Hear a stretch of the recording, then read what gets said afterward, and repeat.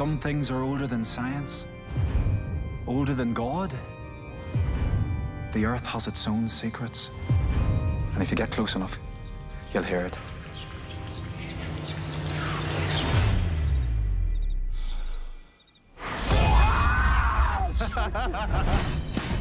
Haven't you guys got anything better to do? Nope. No, we don't. This land belonged to Abertag. He drained people's blood and drink it like water. Louisa and Jack, how are you both doing today? Yeah, really good, thanks. Where in the world am I talking to you from? I'm London right now. Yeah, I would be in London, but I'm in South Africa. What had you down there? I'm doing a job here, so yeah, I've been here for a while now. Been here just over 2 months. So That's Noughts and Crosses, is that right? Season 2? yeah, North Coast Series 2. So yeah, good to be back over. I like this place. Yeah, fantastic. Well, congratulations on the movie. Really, really, really enjoyed it. Have to do a cliche question, unfortunately. Whenever I'm talking to anyone who's in a scary movie, what is your favorite scary movie? I feel like I know Louisa's. Yeah. I don't even know if that's my favorite, but I used to watch The Ring a lot, Rory, when I was a child. It was like my age, do you know what I mean, group we were. It was a big deal for us. Was that the American one? Yeah. Yeah. That's a great one. We watched, the original, but yeah, that was big for us when I was young. Yeah, and Jack. Mine's Halloween, the original. Oh, fantastic! That is some solid. I love that movie. I enjoyed the sort of remakes they've, not remakes, but sort of, like the continuation of them. I enjoyed. There's a new one out this year. There is, yeah. Halloween Kills is this October, and then Halloween Ends is next October. So we've loads to look forward to.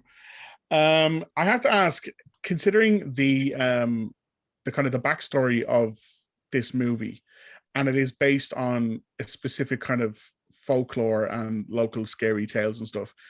When you were both growing up, were there any kind of local legends or local scary things that your mom or dad or whoever in your family would be like, now be careful because blah, blah, blah will get you if you stay out late? Yeah. I don't know about that. I mean, obviously, like I grew up in Ireland, so very suspicious, superstitious and had loads of those things. But I don't know based off like a particular folklore, do you know? Yeah, me neither. No particular folklore apart from the sort of modern day urbanness of living in London. So, where I grew up, I had the sort of do's and don'ts from a very young age. Yeah, there's always one kind of scary-ish man or boogeyman or something that every mother, I think in Ireland specifically, is like, be careful, they'll get you. If you walk away from me in the supermarket, that's it. Exactly. For this, I think it manages to marry comedy and horror very, very well. I always know that like when Ireland does comedy or anything like in this area, like UK and Ireland does comedy, they tend to do it very well. Horror can be a bit more hit and miss. I think in this, I was surprised that it actually was genuinely intense and scary in places, which was like a pleasant surprise because I'm a massive horror fan. But was there like one scene when you were, say, reading the script or when you were being told the story where you're like, I'm absolutely hooked and I've got a feeling they're going to nail both of this just right? For me, it's like, regardless of like script and stuff, I just feel like when I met Chris and Brendan, who were like the kind of, producer, writer, director, I don't know, when I met them, I just trusted them. So regardless of what was on the page, like I loved what I was reading, but I more enjoyed the aspect of like the comedy aspect, and mixed with like because there's horror, there's comedy, but there's also nice moments of like tenderness and heartfelt moments. I enjoyed them. But yeah, in terms of the horror, I just like trusted Chris and Brendan from the day I met them. I was like, oh, I know this is going to be good. Do you know what I mean? I know that because it's not trying to be anything that it's not. So the moments come from a very raw and very natural place. Wouldn't be fake, And Louisa, like, was there any particular, like, even when it came to filming, was there a scene that maybe stood out for you that you're like, okay, when audiences finally see this is the one that they're going to be telling their friends, like, you have to go see it because? Yeah, well, I mean, you have to go see it because I'm such a badass driving a tractor, and You know Of what I course. mean? Beating people with surveying poles. But yeah, no, I was just really excited to do like the physical stuff and the night shoots, and it was so different than what I had just done. So yeah, I was just really excited. But like, to echo what Jack said, Chris and Brendan, I was just, whatever they had set out, I trusted. Yeah, I do really enjoy that it's rare that, like, especially when it comes to something that's based on something like Dracula, like vampires, that everyone has an opinion on. Everyone's like an armchair genius when it comes to Draculas and vampires, because we all know everything about them, and he manages to turn most of that on its head throughout the course of the film. You're like, they'll be safe when, and of course that's not the case all the way through it. But were there any like particular horror, I guess, touchstones when they were making it, were saying this is the kind of vibe we're going for when it comes to the scarier stuff? Yeah, I'm not well, sure. Chris, I know initially said it was going to be like an old school kind of like splatter horror, do you know what I mean? But based in truth, and comedy. The comedy lies in the fact that they use Stoker's novel to, as you would, to know how to tackle the beast. And obviously, it is a fictional book, so there's the comedy there. Yeah, and there was like, now Louisa, you kind of helped me, like, because I was like sort of thinking. There was a few films that Chris sent us before filming, and like they were kind of nice reference ones. The one that really sticks out to me is Brain Dead. Oh yeah, Peter Jackson's one. Yeah, Peter Jackson's. How interesting is that film? That is violent.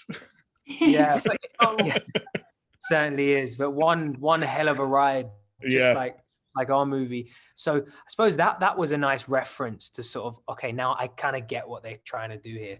Then, because even though it's quite far-fetched and mad at times, it's still good. Do you know what I mean? Like, it's sure. Still, just. Yeah, no, like it does, like, as you mentioned earlier, I did love even the quieter moments, because normally in a horror film, you're like, just get to the bit where the person is killed, because that's what we're here for. But I did enjoy actually just spending time in the company of the characters, because all the relationships felt very lived in. Like, you did appreciate the best friend vibe with is it Frothy, his character? Yeah, brilliant. Fantastic. I like the father-son relationship. I was like, well, I've met them in real life, and I fully understand what's going on there. And as well, the Louisa, your relationship as well with Fra, where it's like, we might be leaving and we're not going to tell because people won't be happy. Exactly. Which, sequel has to happen. Like, we have to find some kind of Australian folklore that you go to visit, and that's. I'd love to. I've never been to Australia. Well, like, you pitch it up to Chris. Like, this is where part needs to happen. But I'm friends with a good few actors, and I can always tell when they're doing night shoots because their brain starts to break a little bit. And this looked like it was entirely night shoots. Am I right in that? Like, the majority of it, because again, vampires has to be nighttime for the majority. Was there anything to help you adjust or help you kind of stay awake or break the new sleep cycle? Well, knowing we were all together, like, because it was such a nice cast and crew, like everyone I'm glad that you say that you sort of felt, you believed in them relationships on screen, because off screen they were real. Like, we were all friends, we got on really well. Regardless of night shoots, we still went to the hotel bar and had a nightcap or an early morning cap with a pizza. So once you get in the flow of night shoots, they're quite, they're like normal days, But the early days, it was nice. It's easy to get through it when you're with such nice people.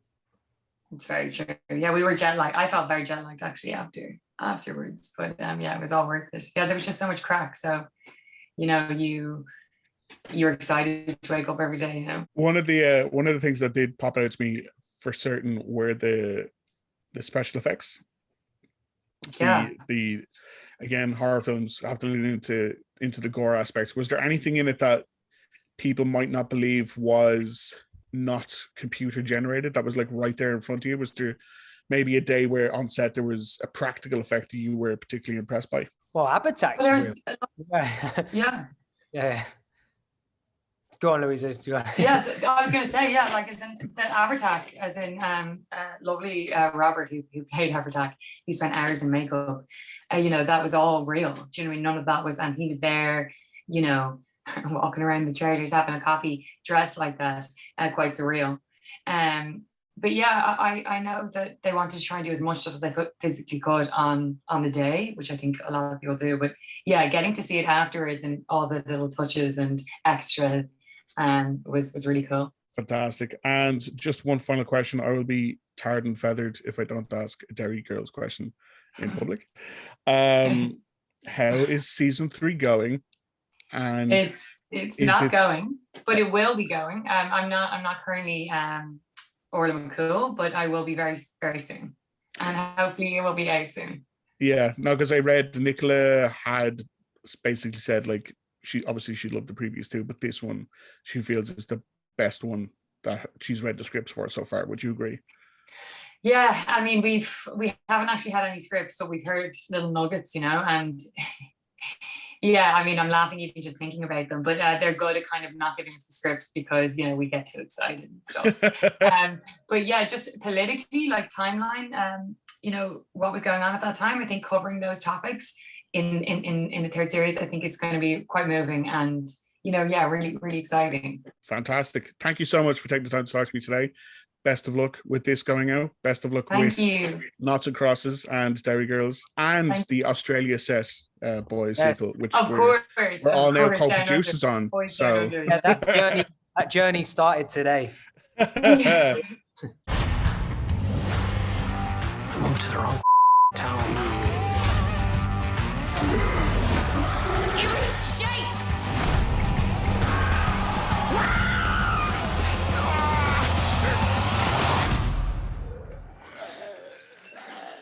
Oh, come on, like, what are we supposed to do about this?